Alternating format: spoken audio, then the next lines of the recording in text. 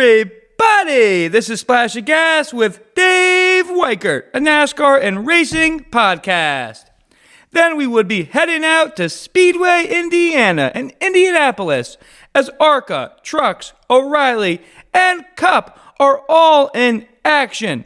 To get things going, ARCA and the Truck Series would be ready to roll at the short track of IRP. ARCA would set the table Friday. Big names of Kaden Honeycutt, Max Reaves, among others in this one. Friday night, right after the trucks. Can anyone stop Front Row Motorsports trucks of Chandler Smith and points leader Layne Riggs? Then we switch things towards Indianapolis Motor Speedway. O'Reilly gets things going Saturday as Austin Hill learned his lesson at that track that was costly to him last year. Brent Cruz, Carson Kvapil, Taylor Gray, Justin Allgaier, Ross Chastain, and Chase Elliott should all be in the mix. Moving to Sunday, getting to another crown jewel of the season in the Brickyard 400.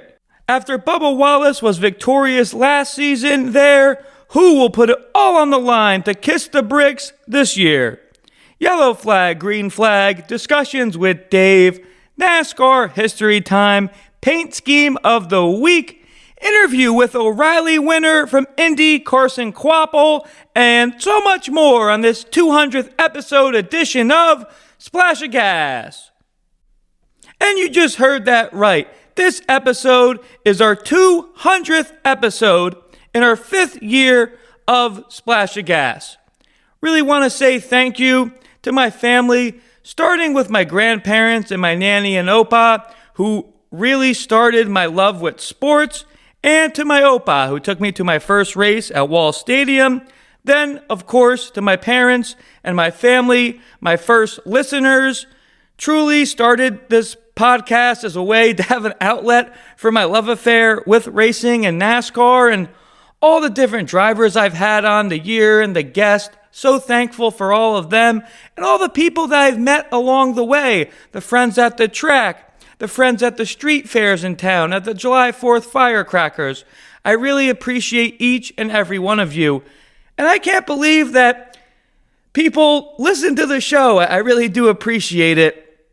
You just have such a great love and passion for racing, and I'm ecstatic that I get to share that. And last but not least, thanks to the drivers that the podcast has 3 partnerships with: Caleb Coster Racing, Tyler Truex Racing, and on the dirt side, Nick Tomlinson Racing. Catch a Splash of Gas driver in victory lane soon. And one last person to thank, of course, my main sponsor, my father's business, Magical Travel with Dave Weichert. He will always be able to help you with your Disney and Universal vacation needs. He can be reached at DisneyDaveW@Verizon.net. Please make sure you follow all the Splash of Gas social medias for midweek and on-track updates. Instagram, Facebook, and YouTube are all Splash of Gas with Dave Weichert. And again, big thanks to Magical Travel with Dave, aka Disney Dave Weichert, my day one sponsor on the show, and really helped me get things underway. Greatly appreciated to my father. Start things off with the ARCA recap. ARCA would get things going first at IRP on Friday. After qualifying, Carson Brown would win the pole. Him and Thomas Nunziata lead the field to green. Once they go green, Brown would clear and lead. After several yellows, Brown still leads, and Kaden Honeycutt is up to second. 71 to go, Honeycutt completes the pass for the top spot over Brown. 11 to go, Brown retakes the lead. Him and Honeycutt, for a number of laps, dodge heavy lap traffic. Kaden would retake the lead. Brown has an issue and falls off the pace with about 7 to go. Rest of the laps stay green, and the ARCA race at IRP is won by Kaden Honeycutt. Now for trivia question time. This episode's question is, in the inaugural Truck Series season in 1995, name the driver who won that first championship. Hint, he had 8 wins that season. Answer coming at the end. Now for the Truck Series recap from IRP. Trucks would get things going after ARCA. After qualifying, Layne Riggs would win the pole, followed by his teammate Chandler Smith. Go figure. The pair bring the field to green. Riggs clears and takes the lead. Chandler Smith drops to third while Christian Eckes moves up to second. Entire stage stays green and is won by Riggs. Riggs and Smith restart for stage 2. Smith gets the jump, but is quickly taken over by Riggs, leading again. Layne starts to rack up over a 3-second lead over his teammate Chandler Smith. Rest of stage 2 stays green and is won by Layne Riggs. Riggs and Christian Eckes restart for the third and final stage. Layne quickly clears and leads. First yellow for incident flies with 64 laps to go as Daniel Hemrick and Landon Lewis make contact. Red flag would come out for that one for the cleanup. Riggs and Smith restart with 56 to go. Riggs quickly again to the lead. 35 to go. Riggs has over a 2-second lead. Could he be caught? 10 to go now. Riggs still leads, and Mozak is in second. Riggs has over a 2.5-second lead. Rest of the race stays green and is won by Layne Riggs as he wins at IRP on back-to-back years. Now for the O'Reilly Series recap from Indianapolis. O'Reilly Series would be the first action out from Indianapolis Motor Speedway. After qualifying, Sheldon Creed would be on the pole, followed by Carson Kvapil. The pair take the race to green. Creed takes the lead early and holds that until lap 24 when he would be passed by Jeremy Clements. Rest of the first stage stays green and is won by Clements. Ross Chastain and William Sawalich restart for the middle stage. First caution comes out on lap 54 as Garrett Smithley spins. All lead lap cars pit besides Roger Carruth and Dean Thompson. Those restart for the closing laps of the middle stage. Carruth clears, leading, and wins stage 2. Justin Allgaier and Ross Chastain restart for the third and final stage. Chastain clears and leads. 2 laps, Carson Kvapil would be up to second. Lap 74, Carson starts to bring the battle to Ross for the top spot. 21 to go. Carson makes the pass for the lead. 6 laps to go. Carson still leads, and Justin Allgaier is in second, just 0.7 seconds behind Kvapil. Could Allgaier make the pass? Kvapil will continue to hit his marks en route to victory lane and his first victory in the O'Reilly Series. Congratulations to Carson and that entire number 1 team. More from Carson later in the show. Now for the Cup Series recap for the Brickyard 400. The Cup Series will be ready for their third crown jewel race of the season for the Brickyard 400. After qualifying, Carson Hocevar wins the pole, followed by his Spire teammate, everybody's amigo, Daniel Suarez. The pair bring the field to green to start the 2026 Brickyard 400. Hocevar leads early until he pits on lap 32. A late yellow in the stage on lap 45 as Kyle Larson has a tire go down, then sees Ty Gibbs and Hocevar restart with 1 to go in the first stage. Gibbs gets the jump and wins stage 1. Corey Heim gets past Hocevar for second in that one. Gibbs and Heim restart for the middle stage. Ty leads until he pits on lap 75. 17 laps later, Heim and Hocevar have their little run-in going to pit lane. Corey Heim is holding his lane into pit lane, not blocking Hocevar really at all, but holding his lane, and Carson Hocevar took exception to that. Hocevar gives Heim the bird, telling him he's number 1. We'll see how the rest of the race stays green. A late yellow with 4 laps to go in stage 2 as Daniel Dye spins, sees Ross Chastain, the last car to stay out in the middle stage, and that ends under yellow, and that's won by Chastain.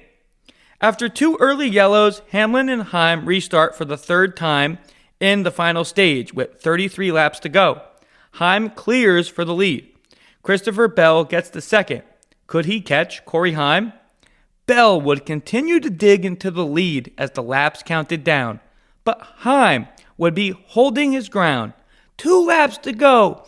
Bell would get within a car length of Corey Heim. Could he make the pass? No, he could not. Heim would hold Christopher Bell off onto the Brickyard 400 win. And in a limited Cup Series schedule for this season, we see Corey Heim win his second race of the year already. More on that on Discussions with Dave. Now, quick look back at the predictions we made was pretty good. Kaden Honeycutt, winner. Layne Riggs, back-to-back at IRP, gets the win. O'Reilly, my only miss of the weekend, Taylor Gray finishes 12th. Cup, Corey Heim, time at plus 2,500 odds to win. Heim makes it happen at the Brickyard, and that was predicted on Splash of Gas. Now for yellow flag, green flag. Green flag, ARCA, obviously a dominant performance by Kaden Honeycutt, and exciting race there at the end with that lap traffic really making it exciting. But green flag to Thomas Annunziata, P2. Saw him win at Lime Rock. Can Annunziata keep these top finishes going? Yellow flag trucks, early ending for Daniel Hemrick. Saw him win last year at the short track of Martinsville. Just a tough night for him, and that's racing sometimes. Daniel ends up 34th. Green flag trucks, Front Row Motorsports. They unload fast. We see Riggs get the pole. And guess who's in second? His teammate Chandler Smith. Riggs goes on to win. Smith was leading at times, goes on to get a P4 finish, but a strong night for each of those guys. Yellow flag, O'Reilly. In all honesty, looking at the results, was a little bit more nitpicky because just had to be the way guys finished. But Jesse Love, P16 finish. Expected more out of him. Obviously, last year's champ. Can that team get things together for the chase, or are they already checked out with Jesse going to the Cup Series with Wood Brothers next year? Green flag, O'Reilly, Carson, Kvapil. Great first win. And also, green flag to Junior Motorsports as their cars finish first, second, third, and fourth. Yellow flag, Cup. Tough sledding for Team Hendrick. Really not expecting this. Bowman is their top finisher, being 19th. Byron 21st. Elliott 37th. And Kyle Larson 39th in the basement, being the first car out. Green flag, of course, Corey Heim for the Cup Series. Mic drop win, in my opinion. More on that in DWD. And now, leading right into it, Discussions with Dave, Part 1. Brickyard 400 thoughts. And let's get right into it. Of course, first things first, Corey Heim, like I've said in the past, is going to win a championship sometime at the Cup Series. I strongly think that. And the performance and the win at the Brickyard further cements my opinion, at least to myself, right? And as we've been talking, right now, the way things sit, of course, Team Toyota has the upper hand on the other manufacturers. Joe Gibbs, of course, 2311, just roping in a majority of the wins for the 2026 season. And on a partial schedule, Corey Heim has already 2 wins. This guy isn't even full-time in the Cup Series. Next year, yes, Corey Heim will take over the 35 for Riley Herbst. Still don't know Herbst's plans for 2027, but we know Heim will be running full-time with 2311. Assuming that they're going to keep Heim and crew chief Booty Barker together, just that pairing is, I don't want to say unstoppable yet, but pretty darn good. Then we get into the thorn. Well, not really the thorn in Heim's side. Heim goes on to win the race, but the small incident between Corey Heim and Carson Hocevar as they're going towards pit lane, and Hocevar gives Heim the bird. This is not the first time that these guys have had a run-in. They have been honest and outspoken that they just don't like each other, and that goes back to the 2024 Truck Series Final Four at Phoenix. And in the post-race, Heim was honest. He felt like he was just holding his position. He wasn't doing any crazy blocking on Carson. And that was 100% what happened. I understand Heim did hold his ground, didn't give an inch to Carson, but he was holding his ground, holding his lane, his entry to pit road. And Carson didn't like that and told Heim, hey, you're number one, flipping him the bird. I get it, and that's, the excitement and the grab that Hocevar brings, and sometimes you see the drivers let other drivers know that they're number one. Hocevar goes on to finish 9th, top 10 finish. That team wins the pole. We'll get into more of Hocevar on DWD and some thoughts that Jamie McMurray said on Dale Jr.'s show this week. And I'm not there yet because he's won races. But is Carson Hocevar his own worst enemy? Yes and no. We'll touch on more of his antics on Discussions with Dave Part 2. O'Reilly Series thoughts. Of course, Carson Kvapil gets the win and leads the Junior Motorsports charge and had some really, experienced Allgaier, Chastain, Elliott, all finish in the top 4 behind Kvapil. They're all on Junior Motorsports equipment. Joe Gibbs, RCR, is expecting them to at least be in the mix, and have at least one of those guys in the top 3, right? And the way the race previous to that ended, Atlanta with the double overtime finish, wasn't as much excitement with the wrecks late, but still was an exciting race. Justin Allgaier was really starting to get bigger and bigger in the rear view of Kvapil there at the end, and Carson will touch upon that when we bring him onto the show shortly. Might not have had all the fireworks as some other races, but still a solid race, was glued to it the whole time.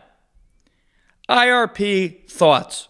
When I first started really getting into the sport and IRP being a stop for the trucks and the ARCA recently, I was like, dang, why don't they just run on the big track of Indianapolis? That would be exciting too.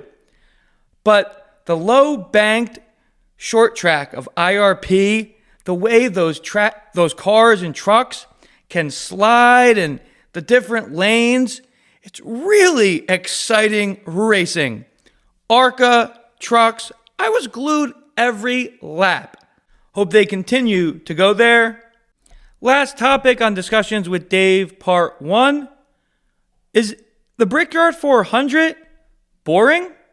After the race concluded Sunday, the following days, listening to Denny Hamlin's podcast and just speaking with others about the race, I was really surprised how others thought the race this past Brickyard 400 was more on the boring side. In all honesty, I kind of thought the opposite.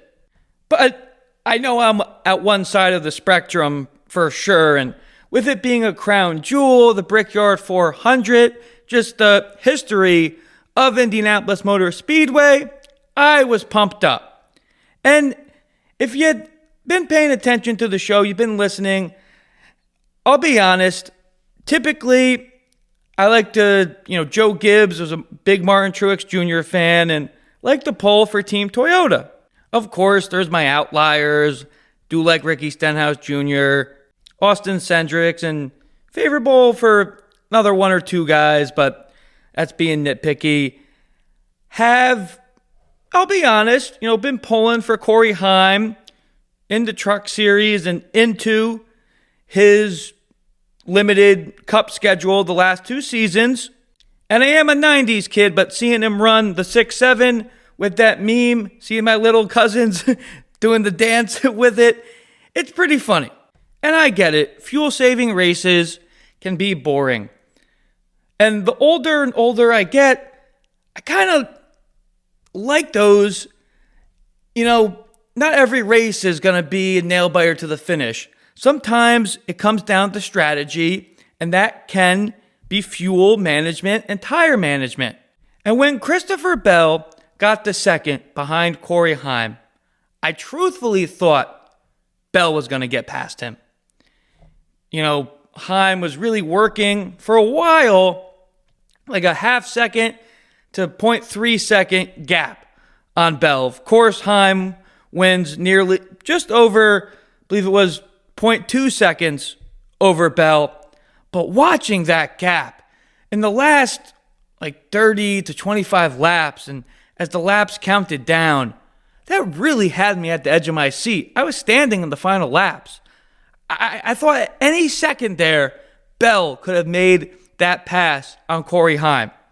So I get it. I'm at one side of the spectrum. I thought it was a good race, truthfully. And getting into the argument of, is the Brickyard 400 still a crown jewel? With all the history and pomp and circumstance that Indianapolis Motor Speedway brings, I'm still on that side. But unfortunately, the last couple of Brickyard 400s, just the fans. Of course, their big Super Bowl there is the Indy 500, and that's, sold out through the wazoo, right?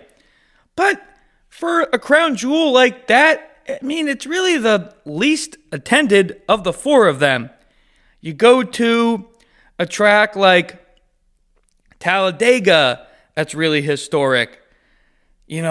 That one is just packed and always a big, big race, in my opinion.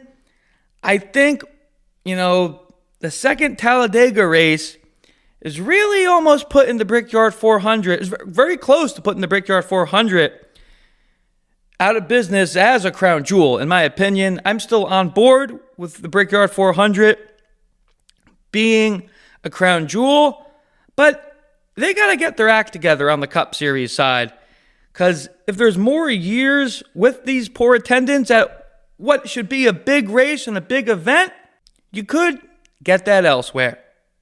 Moving right along, NASCAR history time. Going into the off week, wanted to touch upon an historic Daytona 500 that really changed NASCAR forever, and that's the Daytona 500 that happened on February 18th, the 1979 edition. This edition of the 500 marked the first time the race was broadcasted live from start to finish on national television, as CBS brought the excitement of the 500 into the homes of Americans. A massive snowstorm blanketed much of the East Coast, and millions of viewers were inside to watch an action-packed race. As we know from the footage, the final lap, fierce rivals Cale Yarborough, Donnie Allison crashed while battling for the lead, coming out of turn 3, opening the door for Richard Petty, who slipped past the wreckage and captured his 6th 500 victory. And the fireworks weren't over after the checkered flag. Moments later, Yarborough, Donnie, and Bobby Allison would be involved in the now legendary fistfight on the infield grass between turns 3 and 4. Always good to talk about important historic races in the history of NASCAR. Now for paint scheme of the week. And we're throwing it back to a paint scheme that was in that 79 500. Then rookie Dale Earnhardt would make his first 500 start, driving the Rod Osterlund number 2 Buick. Dale would lead 10 laps and finish 8th. Blue and yellow paint scheme with the number 2 in white. A great paint scheme from the early years of the Intimidator. Now for our driver guest of the podcast, and that's none other than O'Reilly Series winner from Indianapolis, Carson Kvapil. Have had Carson on the show several times before. Super excited for him to nab his first win. Here's what he had to say. Next guest we bring back on the Splash of Gas was just kissing the bricks at Indianapolis, Carson Kvapil. Congrats on the big win Saturday, Carson. Thanks for joining again, man. Yeah, thank you for having me, and I appreciate it. Thank you. Yeah, of course. Before we get into the action from this past weekend, was talking about the same topic when we had you on before the Charlotte race, and filling in the gaps in the schedule with the 91 of DGM for a handful of races, and then mainly with JRM, of course. So last two races with DGM, ninth in Charlotte, sixth in Sonoma, was really impressed by those finishes. Believe your schedule with them for the year is finished. I mean, what was it like working with those guys? Yeah, it was a big learning experience for me. Would probably be the easiest way to put it. I mean, well, obviously, with DGM or JRM, we're all going to do the same thing, which is run as good as we can and go race, obviously. But it's a different, I guess I'd call it, it's the other side of the garage for us. And it's just a little bit different how they work on the cars and what they do and their goals for the day. So to go out there and run with Mario and the whole DGM 91 crew was a big learning experience for me. But it was also difficult in the fact that it wasn't the same trailer I was used to every week, if that makes sense. Just all the people are different and all that. But well, like you said, those last two races, we got some pretty solid finishes. I thought our Charlotte was probably going to be the hardest race to have a good run in. And even though that race was a pretty weird one and it wasn't a conventional, I guess, race or even the full distance, it was still a good day for us. And our sixth place at Sonoma was a solid run, and I felt like we were even better than that. Got it. Really do appreciate you touching upon that. And yeah, really good to see that car up front, and appreciate the honesty too, working with all those people. Since we last spoke, the stretch from Dover to Atlanta, just 7 top 10s, 3 of them in the top 5s. Just mentioned not in the same car every weekend, but you're executing, finishing towards the front. How have you been able to find consistency this year? Yeah, it's been hard. I mean, it's been more of a mental thing than previously, I guess you could say. I mean, a lot of these guys, and now that I'm in the one car full time, it's started to transition to this. You can get into a rhythm, I guess you could say, or you could get into a good flow with the team and stuff like that. And we didn't have that all year, so it was really hard. All those races where we were jumping back and forth. I think there was 11 weeks in a row where I was in a different number. From week to week. So that obviously makes it hard, but now that we've started to get out of that and I'm in the number one full time, really been able to kind of focus forward and really get into a good flow with the team and on all the guys on the team too. It's not just me and the crew chief. I mean, it's me and the whole road crew, the pit crew and all that. Just kind of getting into a consistent run has been really good, and we've had some really strong runs. Obviously, winning Indianapolis was a huge deal for me and the team too. But before that, I felt like we should have won Atlanta the week prior. We finished second there, and we were really disappointed. So just been able to knock out some really good runs here lately. Got it. Hope you guys can continue that consistency with you being in the one for the rest of the year and getting into Indy just like the week before. P2 in qualifying, 6th in stage 1, 2nd in the middle. What did you learn from the first stages about your car that you guys brought? Yeah, I feel like it was just solid all around, right? I feel like our one car has a lot of speed and it's really good. And Rodney and the whole team bring a really, really top-notch car. So I knew from the practice there at Indy on Friday that we had a really good car and it was fast. And that was like lap 1. So I had a lot of confidence in the car. Obviously, throughout qualifying, we qualified second.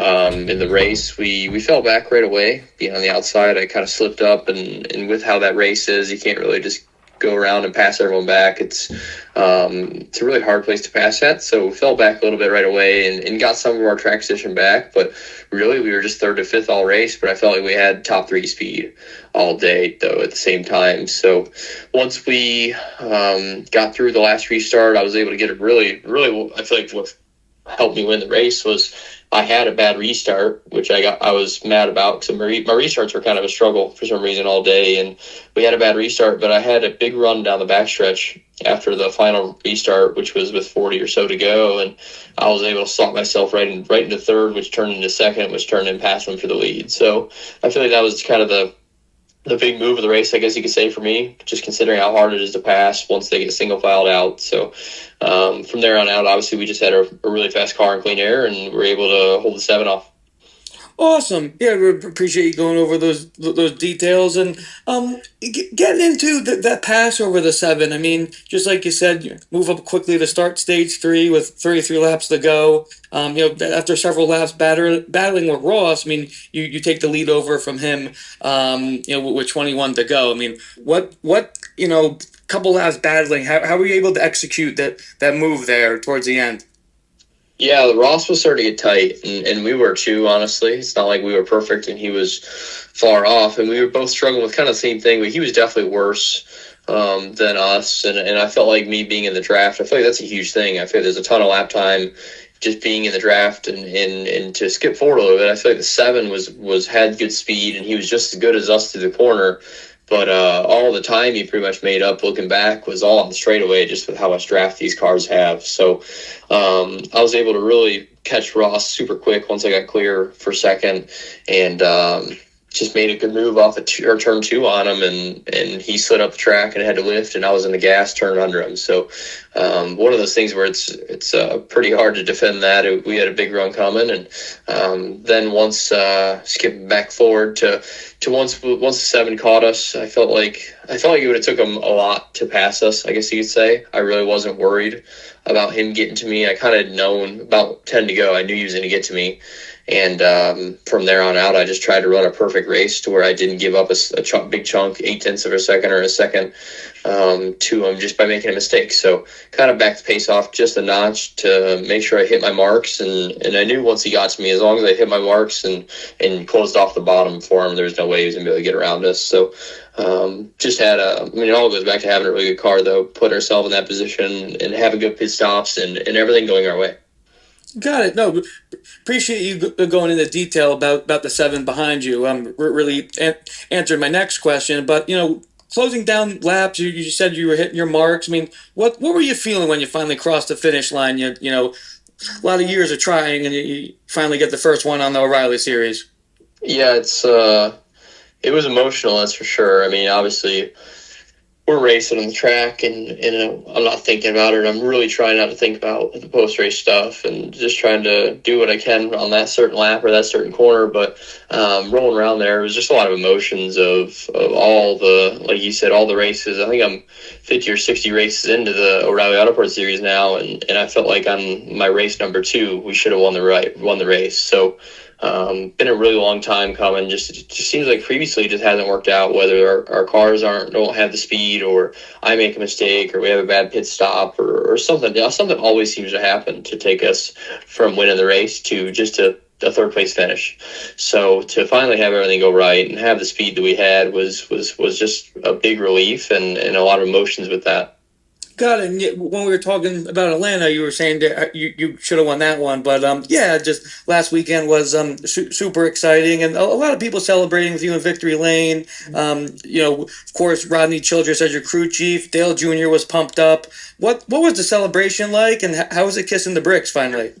Yeah, it was really nice. It was cool. I kind of, I don't know, thought about it over the last year or two, what it's going to be like to win my first race and races period, but it was definitely better than I had thought it was going to be. Way more exciting, way more excitement out of the team and crew, and a lot of that, obviously, Dale and Rodney, and I think a lot of that's just the fact that we've tried so hard and been so close to not being able to do this anymore that finally, I guess, putting an X over the first win is a really big deal to all of us, and obviously me personally. So just a great celebration. Obviously the kissing of the bricks, that tradition was super cool. I'd honestly forgot about that whenever I was doing all my celebrations and all that stuff. I wasn't thinking about what I was going to be doing in the next hour, but just a super cool experience all around. I feel like Indy's a super historic, obviously, and really prestigious race to win. So to be able to get that one is just amazing.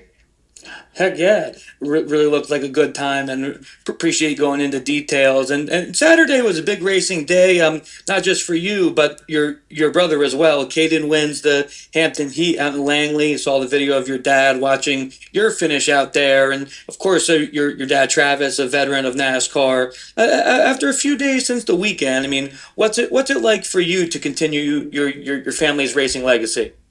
No, it's awesome. I mean, that was the goal, right? And I started doing this whenever I was 10 or 11 years old, just to have fun and do something with my dad. And quickly that transitioned to racing late models and actually having a conversation of, do we really want to take this seriously? Mainly because it's getting expensive, right? But just from there, once I started racing for Junior Motorsports and their late model cars and winning races, it was always a goal, I guess you could say, was to make it to where I am now and race this full time and win races. So to say that goal has been accomplished, I wouldn't say it's fully been accomplished. I mean, I'd like to race in one car all year and be able to run with my team consistently and win every couple weeks like you should, right? But with what we had to deal with this year, I kind of was hoping we could knock one or two out before the chase, and we're at one right now. I just wish it would have been earlier, if that makes sense. So I think we're not done yet by any means. I feel like our cars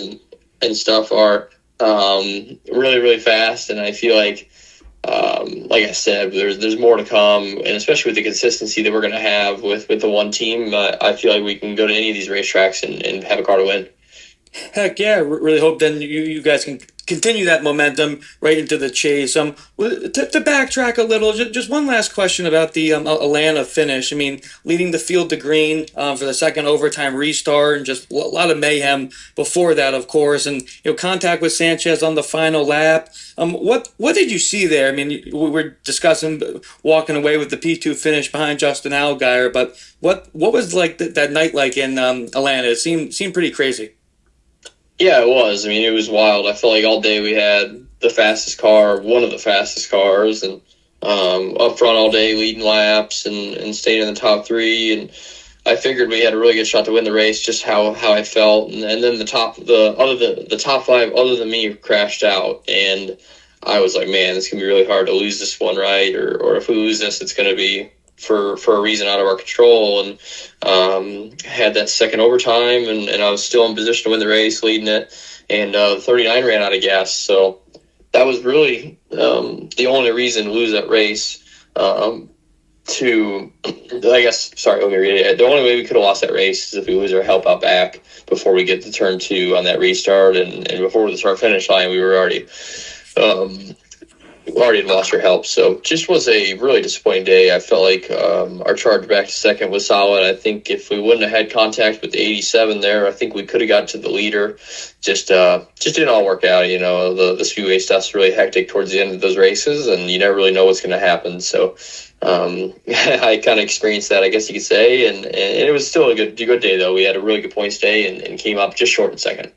Got it. No, appreciate going over those details, and of course, the win last weekend does make up for that. And next race in Iowa in 2 weeks, you finished there 9th there last year. Any plans for the off weekend, and how do you feel going into Iowa? I feel really good going into Iowa. I think that was one of my good tracks last year. I think our cars, obviously everyone's cars, but our cars are a little better than they were last year. So I feel like we should have a really good shot to run good. But yeah, the off weekend stuff, I don't really have any plans. I was going to maybe try to find a late model race to run, but after Indianapolis and all that, and we kind of got busier, I guess if you could say that. So I'm just going to take a week off and just hang out around Mooresville and try not to get up to a whole lot, just try to take it easy. Don't blame you. Always need some R&R, but good. Glad you're going to get them. Last question. Chase starts in 3 races at Darlington. You're currently second in the standings and already locked in to the group of 12. I mean, really impressive to see a driver, run multiple cars and, be second in the standings the way it is now. I mean, but how do you feel for the Chase, and how are you going to get the 1 to a championship this year? Yeah, I mean, I feel like we're just going to have to knock out solid, good runs. I mean, it's not going to be finished. The goal is not to finish 5th and then 8th this week and 3rd. It's going to be to finish 1st, 3rd, 5th, 2nd, 4th. That's going to be the goal, is to just be winning races. And if we're not winning, we're going to be right there. So obviously in there you'll have races that aren't second place finishes, or we might have issues, but all you can do is go out there and try to win every race you run and try to position yourself great for the stages and just make no major mistakes. I mean, you can't go out there and wreck 3 weeks straight. There's no way you'll make that up. So just staying out of trouble, but also being in the top 3, being in the top 5, and making that the norm, I guess you could say, is kind of the only way I think you're going to be able to do it, just because all the guys behind you in points are going to be really, really good, and they're going to be on their game.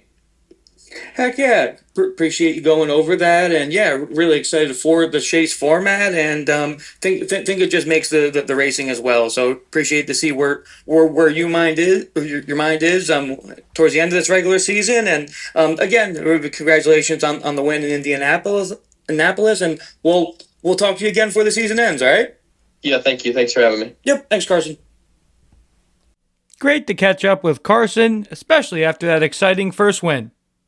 Now for discussions with Dave, Part 2. Noah Gragson staying with Front Row Motorsports now?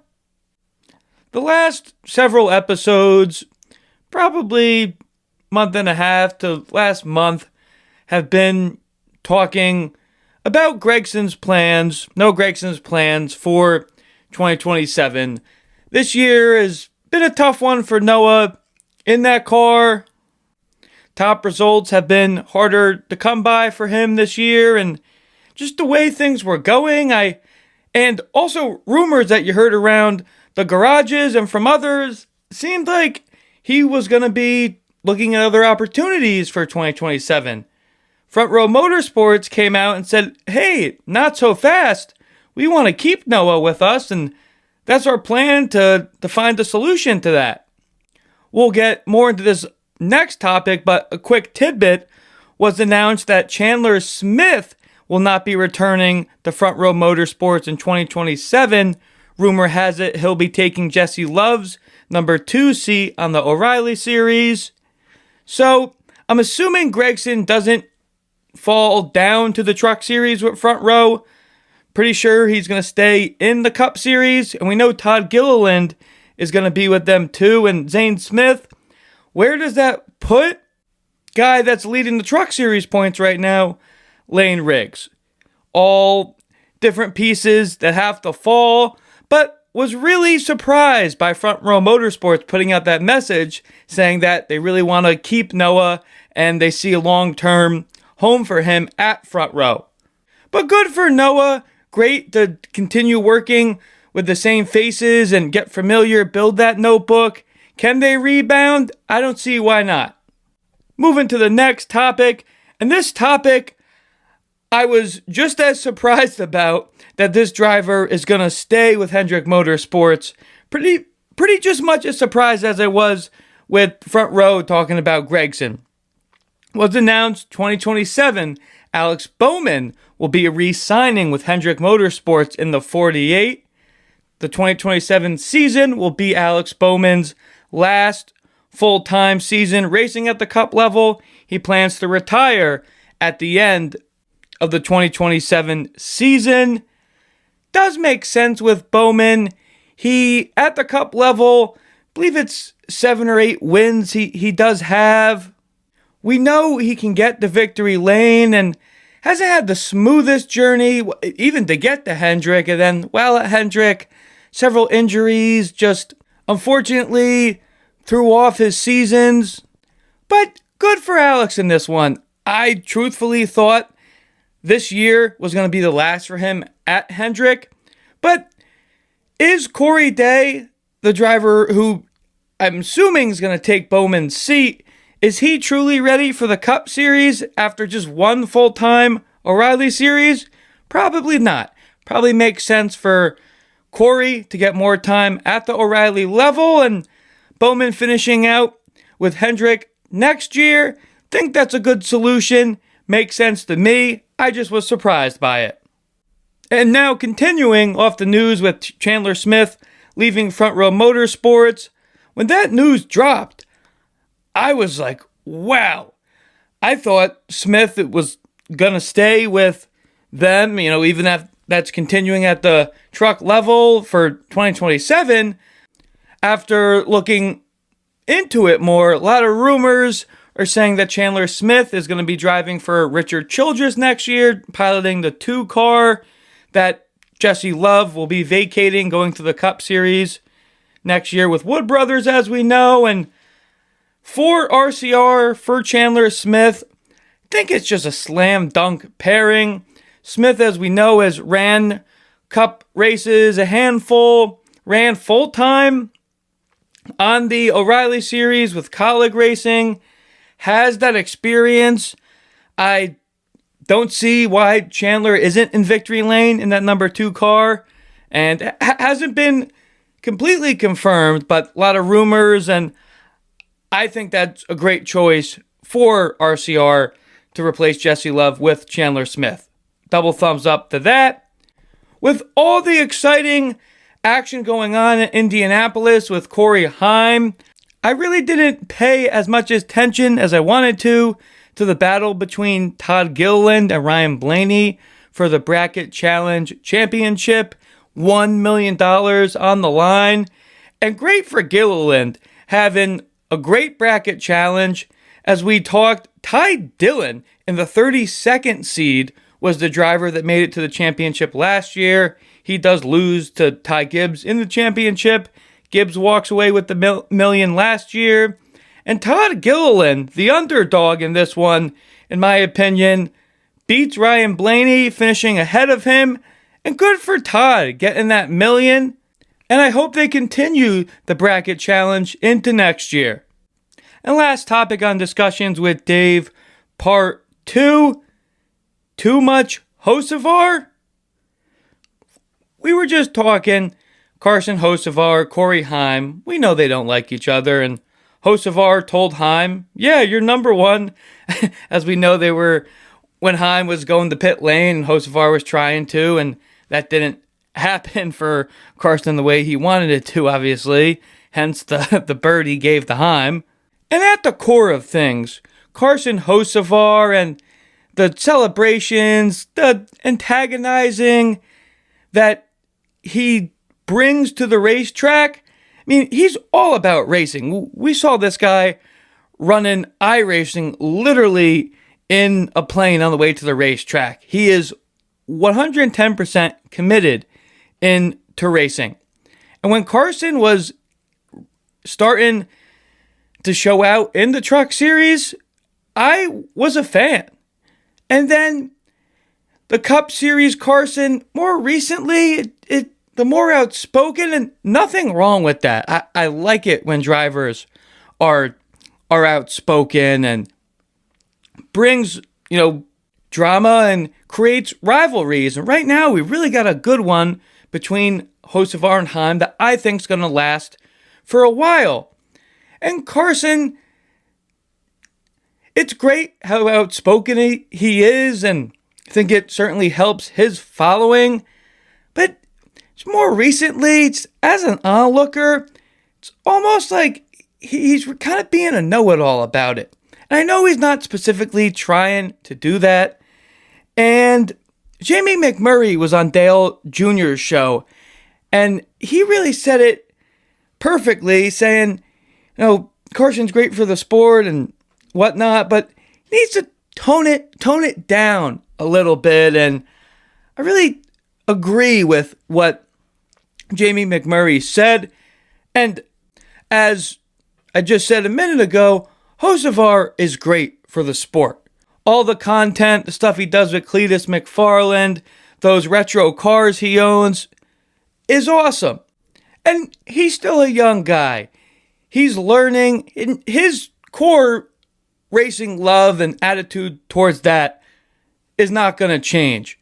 But as we've seen with the evolution of drivers, Ricky Stenhouse Jr., Kyle Busch, these guys can be rowdy when they're younger and ruffle feathers, and that's just how it is.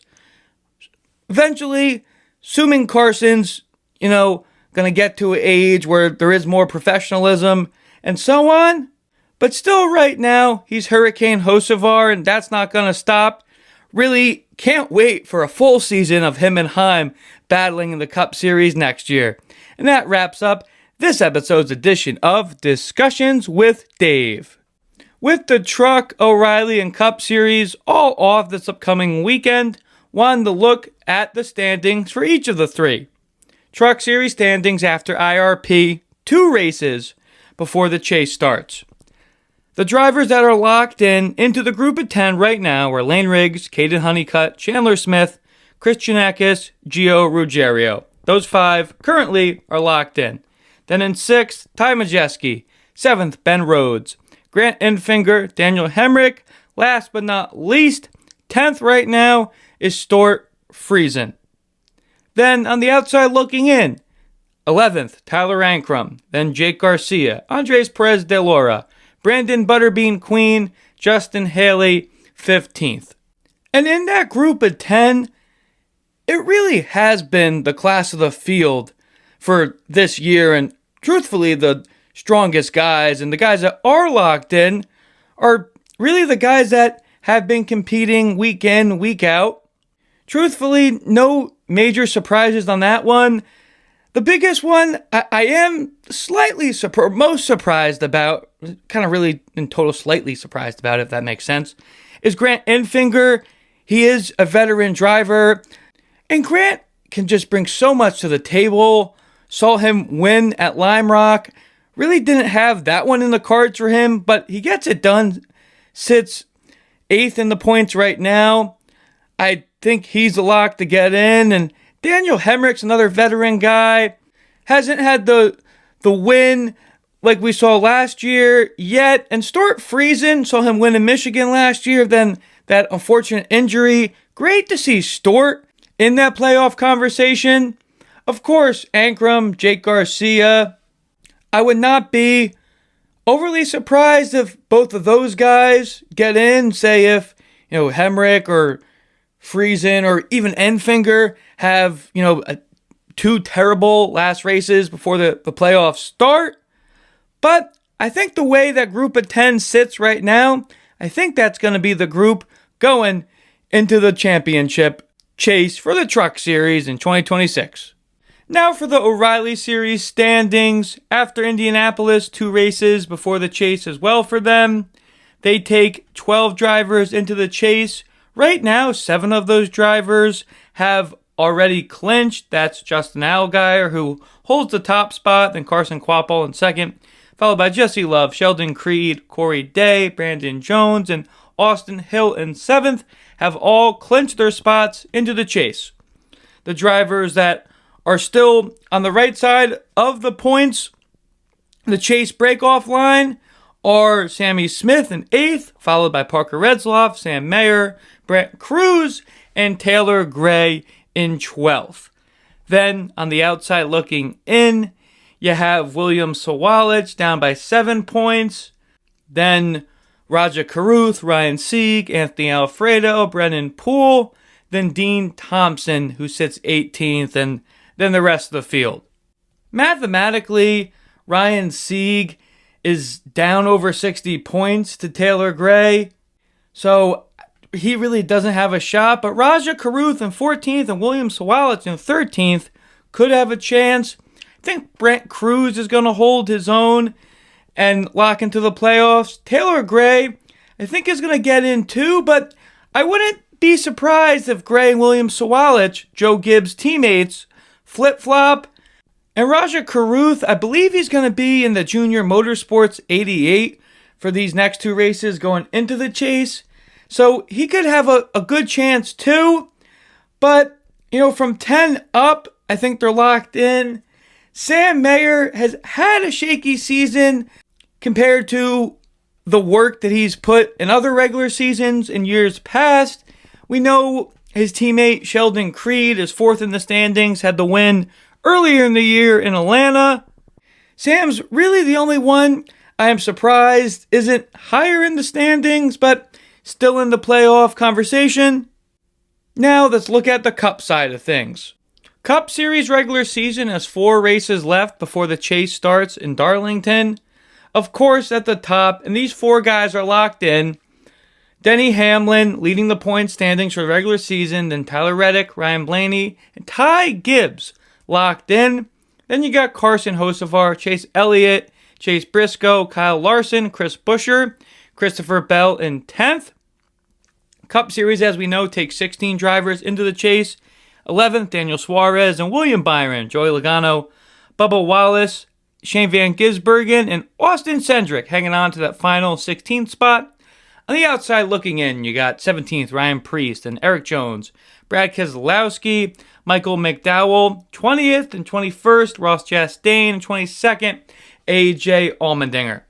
And with 4 races left in the regular season, and with the last one being Daytona, it's not the win you're in scenario, so not like someone could get knocked out if someone gets a win, right?